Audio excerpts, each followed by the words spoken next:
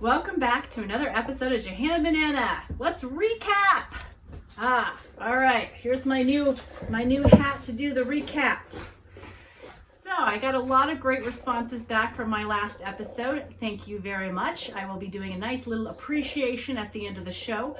I want to go over some of the great comments and things that I have learned from everybody since I have started my, my diary, basically.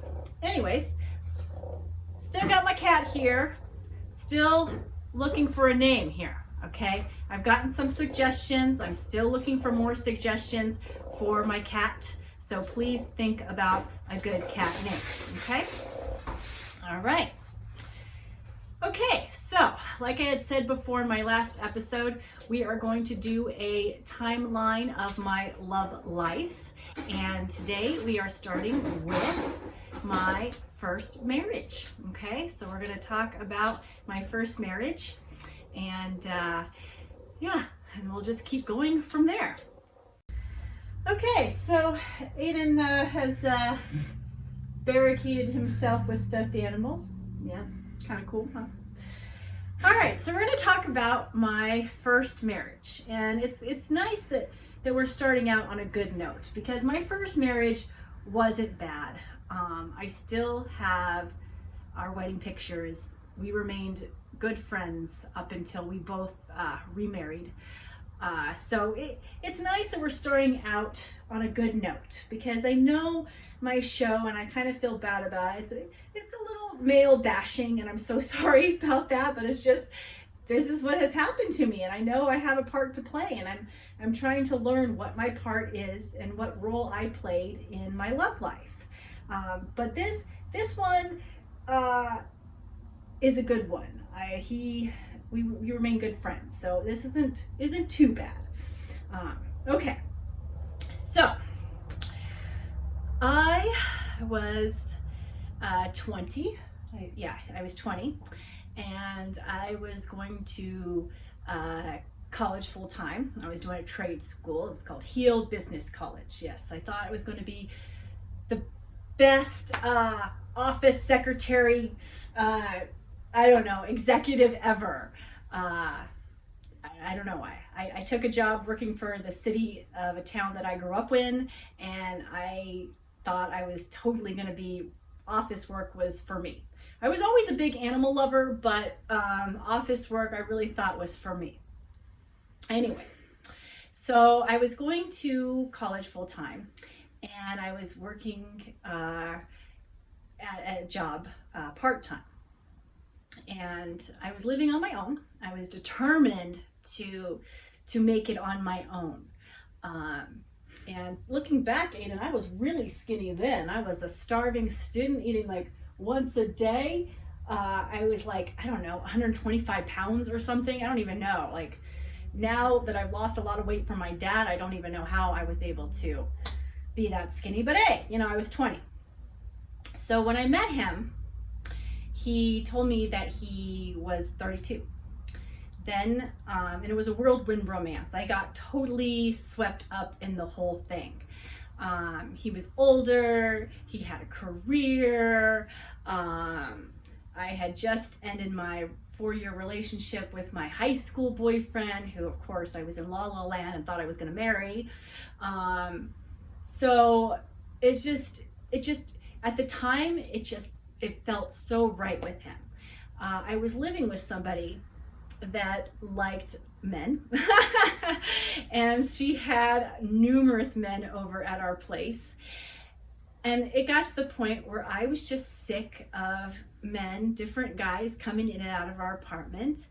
And so when I started dating this guy, which she was totally jealous, because this guy was closer to her age than my age, and when I did date older men, and I have dated older men, that's one thing I used to always get a lot of dirty looks from the women that think, he should be dating me, not you. And I know how that feels. I've been there. I've been left for the younger woman, so I get it.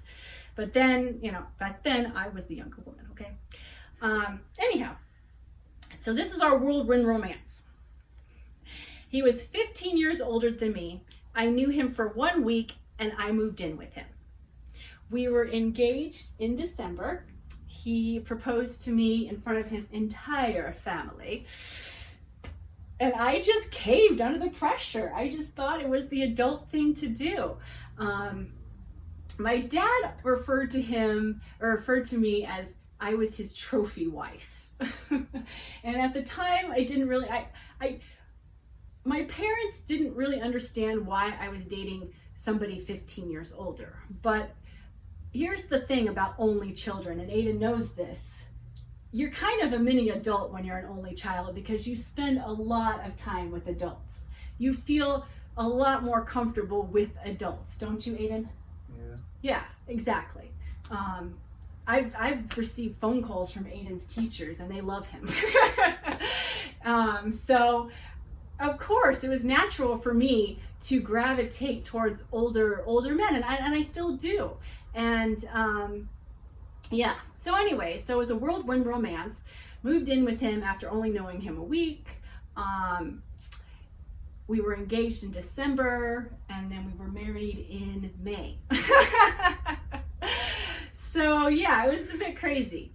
Here's the thing about this. Now, I hear all the time, age is just a number. Yes, it is a number, but the thing that I have learned over time is that life experience is a big deal. So 15 years, like now, obviously, if I dated somebody 15 years older than me, it wouldn't be as big of a deal. But back then, it was a big deal. It wasn't an even playing field, you see, because on the one hand, we did have a lot. We had some things in common, but being only 20, I didn't have the life experience or the career that he wanted me to have. I had the looks, but I couldn't compete. I was still going to school. I couldn't compete with the career that he had, and he was trying to mold me. And I think that is why my dad referred to me as his trophy wife. So that's where our marriage had some issues, because he was very insecure at the fact that I was so much younger. It really embarrassed him one time when we were at a casino and he was playing blackjack and I was too young to be at the casino. Okay, so yeah, so it was that kind of things. He was always feeling like I was looking for somebody younger. He was insecure about his age and I was looking for somebody younger. I was insecure because I couldn't keep up with his career and job. Okay, so that was why I'm saying it wasn't an even playing field. But here's the funny thing. When I decided to end the marriage after a year, we were together about 2.5 years, maybe 3, I don't remember completely. But when I ended the marriage in a year, it turned and we became really good friends. And that's what I like. And that's something that is awesome when people are able to grow with you, able to change with you, change their perspective. I really like that. I've never had that again, unfortunately. And maybe I did walk away too soon. I don't know. I think we were such good friends when we didn't have that pressure of being a married couple. So I think I did make the right call in that, but you know, I think everything happens for a reason. So that was my first marriage. I hate to drive, and so when I hate to drive. This is how good friends we are. When I got transferred to a place that was like 10 hours away, I made him drive me there. Yeah, I did. Yeah, because I hate to drive. So, and you know, another good thing about our marriage that I didn't have with Aiden's dad, and I have said this to Aiden, he's older now and I can say these things to him, he gets it. My first husband and I, we got silly. And as you know, I love to get silly. And I think if you can get silly, and I don't know if this is the key, but I really do think if you can get silly and have fun with your significant other, I think that really helps in the relationship. And I'm wondering if maybe the fact that we got silly and had fun together, maybe that's why we were able to carry that over into our friendship I don't know, but it was a great friendship. It ended because, obviously we remarried, and you can't stay friends with your ex-husband, wife, whatever, and then get remarried. But he's a good friend. I still consider him a friend. I hope he's doing well. Um, the funny thing is, we didn't want to have kids at the time. Yeah, we had cats, and Aiden's gonna post a picture of me with the cats that we had, because we were gonna be the best damn cat parents ever. Yeah, and yeah, but now we have Aiden, and he ironically has a son too. So it's kind of funny how things work out. But I hope he's doing well. Yeah. Remember my lovely little hat that we had in the beginning? It reminds me of Mickey Mouse. Yes, Mickey Mouse and Fantasia. That was it, Fantasia. Aiden loved that movie when he was little. I had the broom. He even had the little broom stuffed animal. Anyways, okay, Aiden, here we go. Ready? We are going to... Oh, I should explain first. So sorry. All right, so in here are the non-relationship men. These are men that only were in my life for like an hour, maybe 2 weeks. Has there ever been one where it's just been an hour? Oh, yes, Aiden. Oh, yes. Don't you remember one time I went off on somebody? Yeah, I did. He was going after my kid. Mama Bear came out. Anyways, that'll be a story in here. Really? Aiden, it was a good story. Let's not go there. Okay, here we go. It's another story for another time. All right. My good sir, please pick for our story time. At the bottom here. At the bottom. Oh, yeah. They're probably at the bottom. It's a very... Okay, who do we have? Very big. All right. SpongeBob. Yes. Okay. Now this... This is a story where I don't know if I was just... I don't know. Looking back, you tell me. When I'm going to tell this story, tell me if I maybe jumped the gun and shouldn't have, like, ended things abruptly. But I don't know. Anyways, okay, let me tell you the story with this guy, SpongeBob. And the reason why he's called SpongeBob is because, well, let's start from the beginning, okay? Now, I met this guy, and he was very, very nice. We were both PKs. We were both preacher's kids. And I thought that was freaking amazing because I had never met another preacher's kid, right? And we used to talk about how we remember our dads writing sermons. And one of my childhood memories was my dad's office was next to my bedroom. And he had an old typewriter. Yes, a typewriter, Aiden. Haha, funny. And he'd flip this typewriter, and I'd listen to him type on the typewriter. Anyway, I'd fall asleep listening to him type on the typewriter. That was his sermon.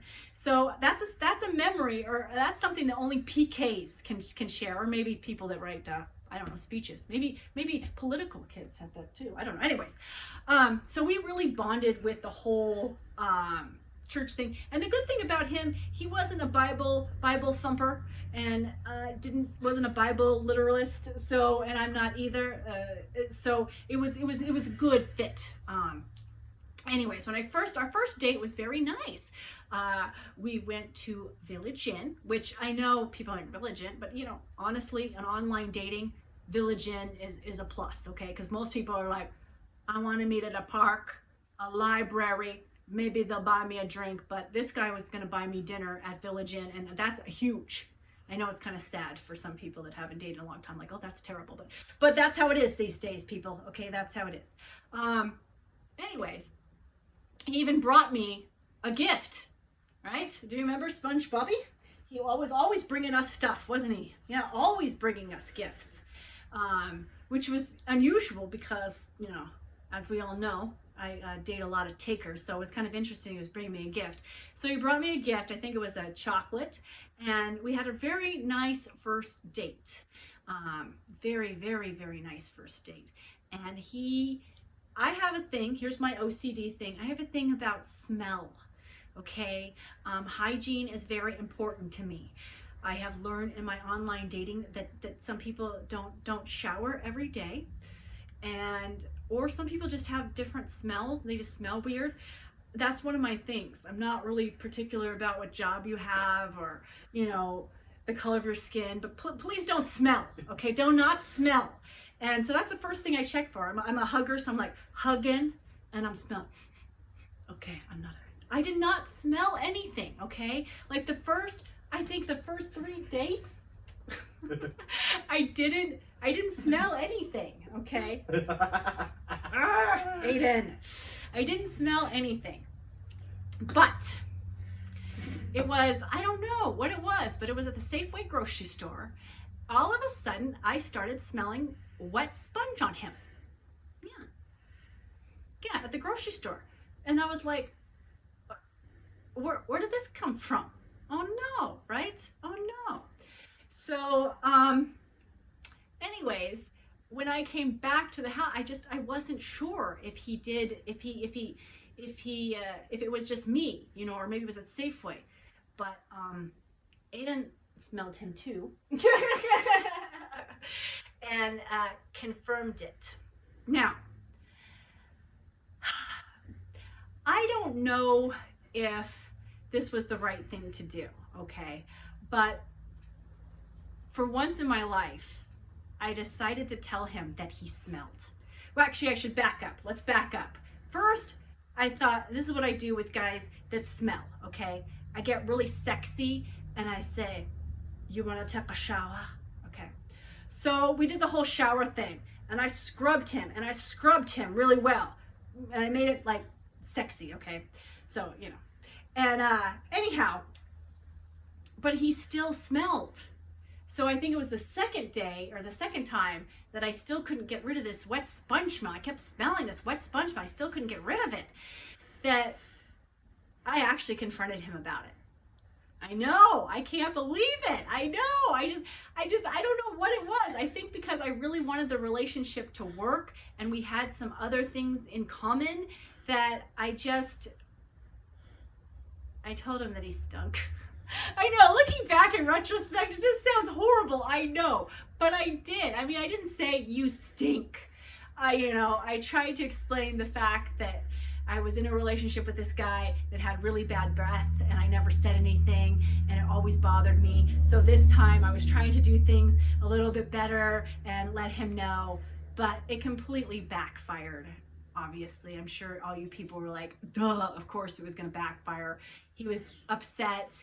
And he's one of these people that, when he's really upset, he's not going to calm down until you are as equally hurt and upset. Do you know what I'm saying? This is something that I've just now discovered with some people, that they don't feel like they're getting through to you unless you're sobbing and crying just as much as they are. I don't know. This is a thing. But so I did that. I got really emotional and that calmed him down and he was like, ooh, I've really affected you. But the thing was, it wasn't just that he smelled, okay? I wasn't completely shallow Hal on this. There was another thing about him. He was like obsessed with me.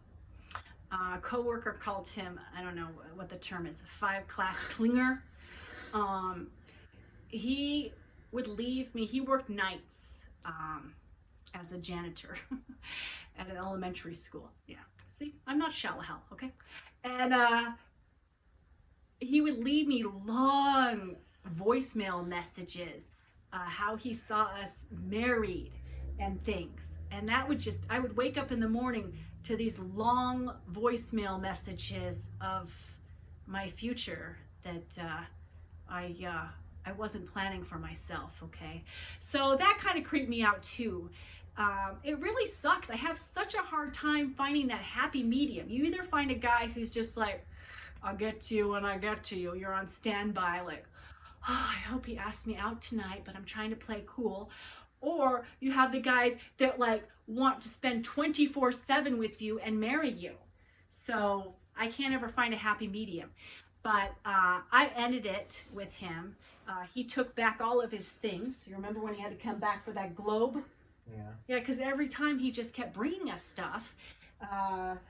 And yeah, he had this globe that he said, it was like a snow globe. It was a musical snow globe thing. And he said, I have never found the right person to give this to. I don't believe that for 1 second. I really don't. I really don't, because it looked like the snow globe looked like it was possibly about to be engraved, but hadn't been. So I really don't believe that I was the first person that he felt that he really wanted to give that to. I really do think that he had given that to other people. Don't you think, Aiden? I think we always thought that. I don't know. Anyways, you know, Lotto. So yeah, so that's the SpongeBob story. Retelling the story, I actually don't have any regrets about it. At first I thought, ooh, I kind of feel regret, because he wasn't a bad person. It wasn't that he was mean or, you know, or nasty or stalked me or anything like that. It was just, it wasn't right, and I don't know why he smelled like a wet sponge. He had a baseball cap. He was balding and sweating profusely, and he had a baseball cap, and I think that that part, it was mostly his head that smelled like a sponge, and I think that that was just a, I don't know, a recipe for stench. I don't know. The last straw, though, there's always that last straw, and that's when I had strep throat, and he insisted to stay with me, even though it's like when you're in a new relationship or you're dating someone new and you're trying to be, you know, cute, sexy, perfect, whatever, best foot forward, when you're sick and you're like hacking up and blowing it. Do you really want some guy? No, you don't want some guy over there. I'm sorry, I just don't. You know, later down the road, if we were married or whatever, and you know, yeah, who cares? But in the beginning, no, I'm sorry. I'd like to be sick privately, but I let him stay, even though I was sick, and I took a bunch of NyQuil, and I passed out, and I woke up, my throat was on fire, and I didn't smell anything. I woke up, he was asleep, I didn't smell anything, and I thought, oh, okay, it's gone. Okay, the shower, this is the night that I scrubbed him up really well. I said, okay, the shower's good, and I got up to get some water because my throat was on fire, and I came back, it reeked so bad in my room. It really did. It was like a freaking locker room. Yeah, what the freak, right? And at that point, I was like, oh, hell no, you gots to go. Everybody has their limits, and that was my limit because I was sick. I had a fever. I did find out later on that I did have strep throat. I went to urgent care when they opened, and I just couldn't smell that anymore. So I just told him that I wasn't really feeling well and that I needed to get some rest, and I asked him to leave, and he did leave. He wasn't a bad guy. I hope he found somebody. I really do. I wish him all the best. I hope he found somebody, and I hope they're very happy. He wanted to get married again. He was a widow, and I felt really bad for him being a widow. So I hope that he is married again because he did want to get married again. So yes, I hope you're married again. All right, I just wanted to say thank you to all my viewers, all my subscribers, all my friends, all my family, everybody supporting us. How about me? Aiden, my producer, director, editor, wardrobe. I don't wear makeup, so he lucks out in the makeup department. Yeah, and I do my own hair. Thank you also. What he does behind the scenes is pretty cool. I did sit in the other night with one of his editing scenes, and we are going to be doing some the making of Johanna Banana. We're going to be working on that. We're also going to be doing behind the scenes with Johanna Banana. We're going to be putting in some funny bloopers, like when Aiden doesn't stop laughing. Yes. We're going to be putting that in there too. But tonight I'd like to thank some people that I didn't thank last time. Okay, so first I'd like to thank one of my viewers, Deadhead.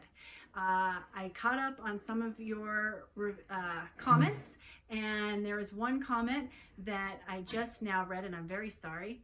And Aiden loved it about Aiden, that you don't think Aiden is autistic. Well, thank you for that. Aiden is high functioning autism. He was diagnosed in kindergarten by a wonderful kindergarten teacher, Mrs. Brown, that we just loved. And yeah, but he is on the spectrum, okay? So if you have ever read The Spectrum, people, it's like a fortune cookie. It really is. Anybody could be on this spectrum. Everybody has autistic moments and OCD moments at any moment of the day. Okay, so we don't make it an issue. But thank you so much for not thinking that Aiden's autistic, because we work very hard on him to blend. We all work every day, don't we, people, to blend in with everybody. Okay, it's exhausting, but we do it, right? So I would just like to thank you, Deadhead. I'd like to thank my sister. I have a big sister from another mother out there that I love dearly, and she has been wonderful support, and she's written on there a lot of comments on there. Thank you. I have a good friend, R, who has the most adorable daughter ever.